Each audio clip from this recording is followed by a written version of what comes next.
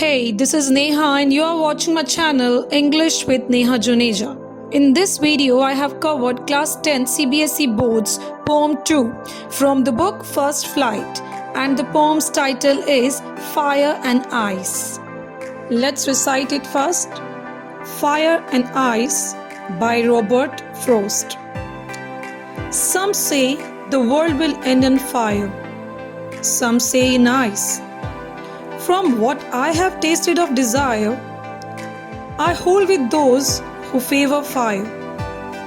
But if it had to perish twice, I think I know enough of hate to say that for destruction, ice is also great and would suffice.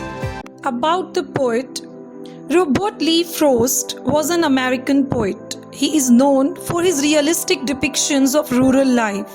He was honored frequently during his lifetime and is the only poet to receive 4 Pulitzer Prizes for poetry. Introduction of the poem. Fire and Ice is a strong symbolic poem. Symbolic means apart from literal meanings, it has many meanings. It symbolizes many other things also. In this poem, fire is used as the emotion of desire and ice with that of hate. Frost talks about the two diverse views regarding end of this world. He suggests that human desire in its nature is much like fire. On the other hand, ice, he suggests, is sufficient for destroying the world. He compares the nature of ice with cold hatred capable of making man insensitive and vicious. Here I have jotted down some key points so that you can easily understand the meaning of the poem. The poem has been written symbolically. Number 2, there are mainly 2 opinions about the end of the world, one by fire and another by ice. The symbols fire and ice have been used for human emotions like desire and hatred respectively. As fire can spread very fast and cause a great destruction in no time, likewise, our desires may also prove very destructive if they go out of control. Hatred causes slow destruction like ice, but it is also very harmful. Poet is talking about the literal end of the world, but he is also talking about the power that human beings have to harm or destroy one another. Explanation. Line 1 and 2. Some say the world will end in fire, some say in ice. In these lines, the poet says that there are 2 theories held by the general public about how the world will be destroyed. The first group of people thinks that fire will cause the end of the world. Someday, the earth's core will get so heated up that it will lead to fire destroying the earth's surface. On the other hand, second group says that if the temperature goes down to an extent, that would make life on earth impossible.